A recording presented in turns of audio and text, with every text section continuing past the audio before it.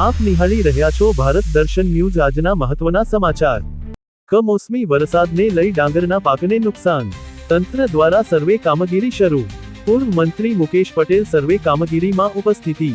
સુરત જિલ્લામાં ધોધમાર વરસાદને લઈ ડાંગર અને શેરડીના પાકને નુકસાન। ખેડૂતોને રાતા પાણીએ રોવાનો વારો આવ્યો। પૂર્વ મંત્રી અને ઓલપાડ ધારાસભ્ય મુકેશ પટેલ સરસ ગામ પહોંચ્યા। ખેડૂતો સાથે નુકસાનને લઈ ચર્ચા કરી। વહેલી તકે સર્વે કરી નુકસાની વળતર ચૂકવાશે તેવું આશ્વાસન આપ્યું। ભગતસિંહ ચૌહાણ, ભારત દર્શન ન્યૂઝ, સુરત।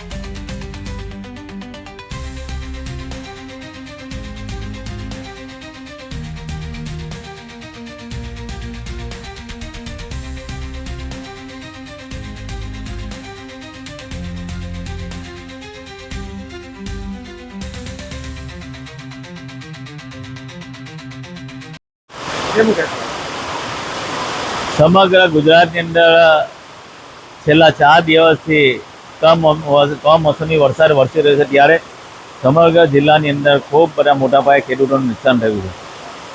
મુખ્યમંત્રી શ્રી ભૂપેન્દ્રભાઈ પટેલ સાહેબે તમામ મંત્રીશ્રીઓને અલગ અલગ જિલ્લાઓમાં સમીક્ષા કરવા માટે મોકલા હતા।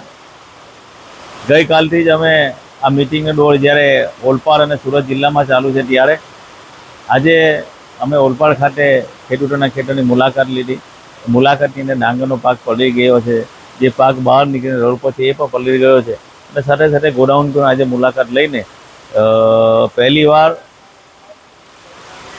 સહકારી મંત્રીના આગેવાનો, એનો એક પ્રતિનિધિ, ગ્રામસેવક, તલાટી અને ગામના આગેવાનો સાથે રાખીને સર્વે કરશે, જેથી લોકોને સંતોષકારક સર્વે થાય, અને એની સર્વેની સમીક્ષા કરીને સરકારને મોકલવામાં આવશે।